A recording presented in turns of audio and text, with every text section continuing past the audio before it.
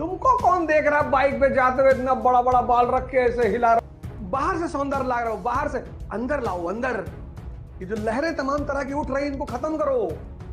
Simple कपड़े पहनो, simple रहो और सारी एनर्जी लगा दो पढ़ाई पे। 10 किलोमीटर की रेंज में साइकिल से चलोगे तुम्हारा पेट्रोल का पैसा बचेगा। सरलता से रहो। इसलिए बाहर से कुछ छोड़ना उपलब्धि नहीं है, अंदर से। इसीलिए मैं तुमसे कहता हूं दिमाग पर ध्यान दो।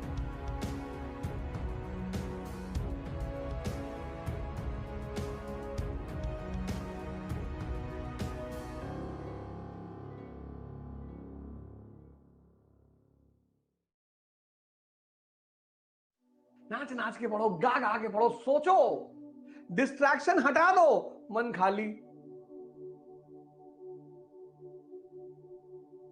तुम्हारा दिमाग उलझा हुआ है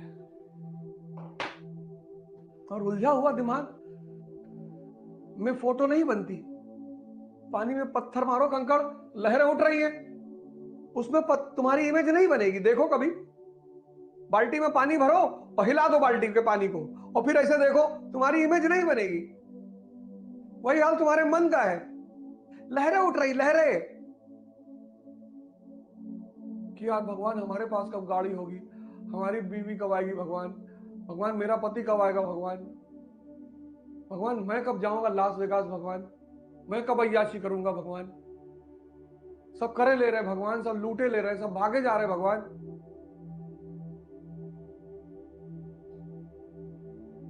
और इन परिस्थिति में तुम चाहते हो कि एनसीईआरटी तुम्हारे दिमाग में घुस जाए, कभी नहीं घुसेगी। उसका फायदा कौन उठाएगा? कोई ना कोई तो उठाएगा ही। तो लोग दिल्ली से ऐड करेंगे, तरीके add, sky is the limit when you are taught by the stars. तो तुम बोले ये बात तो है यार, दिल्ली चले तो कुछ मजा आए। अब तुमने इन लहरों को शांत किया नहीं और तुम दिल्ली पहुंच गए। अब उन्होंने तो अच्छा पढ़ा दिया, लेकिन साल भर बाद फिर तुम खड़े हो ऐसे, मजा नहीं आया। तुम ब्यूटी पार्लर रिफॉर्म कर रहे हो, क्रीम पाउडर लगा के अपने आप को सुंदर बनाने की कोशिश कर रहे हो। कब तक? बाहर से सौंदर्य ला रहे हो, बाहर से अंदर लाओ अंदर। ये जो लहरें तमाम तरह की उठ रही इनको खत्म करो।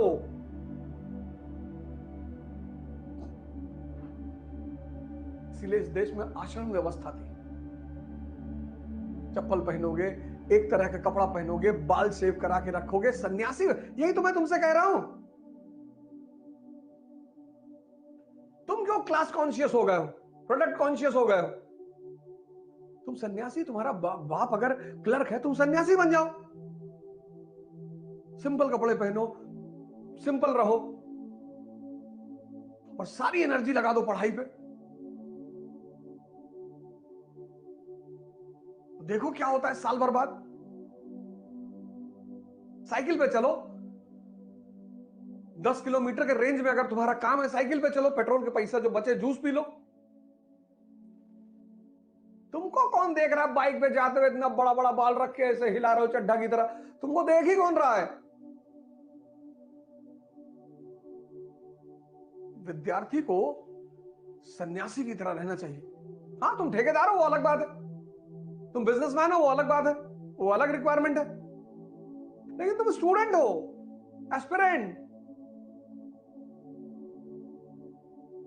अरे ट्रिमर आता है 1500 रुपए, 1000 रुपए का ले लो, बाल छोटे छोटे कर लो यार, कैप लगा लिया करो, शैम्पू का पैसा बच गया तुम्हारे। प्राणायाम करो, चेहरा वैसे ही चमकने लगेगा, तुम्हारा लॉरल क्रीम का पैसा बच जाएगा। ये सब पैसा ही तो बचेगा। 10 किलोमीटर की रेंज में साइकिल से चलोगे, तुम्हारा पेट्रोल का पैसा बचेगा। सरलता से रहो। अब तुम्हारा दोस्त ठेकेदार है, बुलेट पे चल रहा है, उसे चलने दो।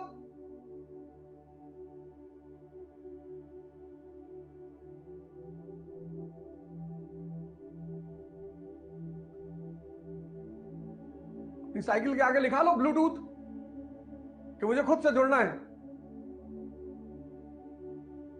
वन टाइम इन्वेस्टमेंट है, शरीर मजबूत रखेगी, बीपी नहीं बढ़ने देगी, शुगर नहीं होने देगी। अब साइकिल लेके नेशनल हाईवे पे मत चले, तुम चीजों को उल्टा लेके चले जाते हो। एक बार दो सन्यासी शाम के वक्त आश्रम वापस लौट रहे थे, तो शहर और आश्रम के बीच में एक नदी थी। कहानी को ध्यान से सुनना, कहानियां बहुत इंपॉर्टेंट होती है। तो जब दोनों नदी में पहुंचे तो वहां एक स्त्री बैठी हुई थी, नदी की धारा तेज थी। तो उस स्त्री ने उन दोनों सन्यासियों से कहा कि हमको भी नदी पार करा दीजिए। तो उसमें एक बुजुर्ग सन्यासी था, एक जवान था।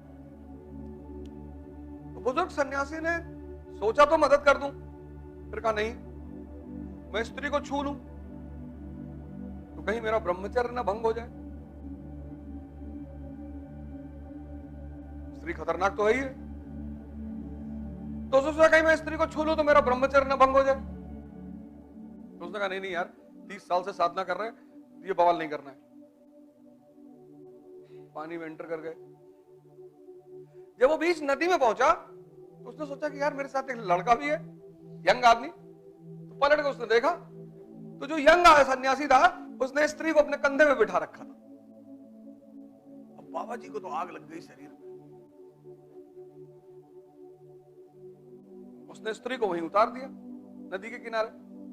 दोनों फिर आश्रम की तरफ बढ़े। तो जब आश्रम के दरवाजे में पहुंचे तो उस बुजुर्ग सन्यासी ने उस यंग सन्यासी से कहा कि गुरु जी से शिकायत करूंगा, आज तुमको निकलवा दूंगा आश्रम से। उसने कहा क्यों? कहा तुमने एक लड़की को अपने कंधे बिठाया है। अरे उसने कहा गुरु जी मैं तो नदी के किनारे उतारा, आप तो अभी भी बैठाए हो।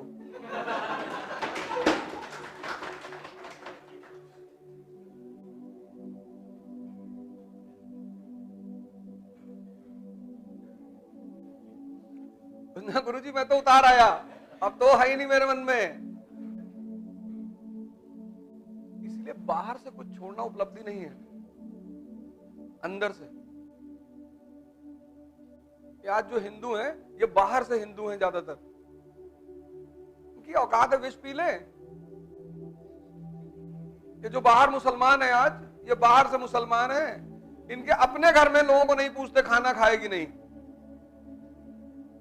मोहम्मद साहब कहते हैं तुम्हारे घर के 13 घर इस तरफ, 13 घर इस तरफ, 13 घर इस तरफ, 13 घर इस तरफ, कोई भूखा ना सोए। ये मानते हैं इनके खुद के घर में लोग भूखा सो रहे हैं। सब फर्जी है, सब फर्जी है। भगवान शंकर कौन? जो दूसरे का जहर पी ले, जो दूसरे का कष्ट हर ले। जहर थोड़ी बाजार में गए जहर ले आए पी लिए। भाई कोई परेशानी है, आपने उसकी परेशानी में अपनी भूमिका निभा दी, आप उसके लिए भगवान ही हो गए।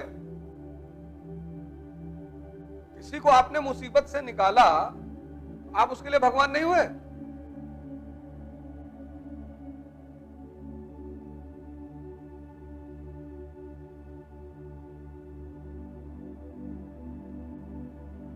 इसीलिए मैं तुमसे कहता हूं दिमाग पर ध्यान दो। इकरा IAS के साथ अब युवा पकड़ेगा यूपीएससी में बेहतर प्रिपरेशन की रफ्तार, क्योंकि इकरा IAS लाए हैं यूपीएससी CSC 2024 के लिए ऑनलाइन और ऑफलाइन बैचेस, जिसके लिए आएंगे दिल्ली से एक्सक्लूसिव झा सर, ओझा सर, संजय सर, रबानी सर और शेखर सर जैसे 20 साल के experienced faculties. Join our new offline batch for NCERT Basics and GS Pre-Com Mains at ICRA IAS Kanpur. Starts from 4th March. You can also join our new online batch at ikraias.com. मंजिल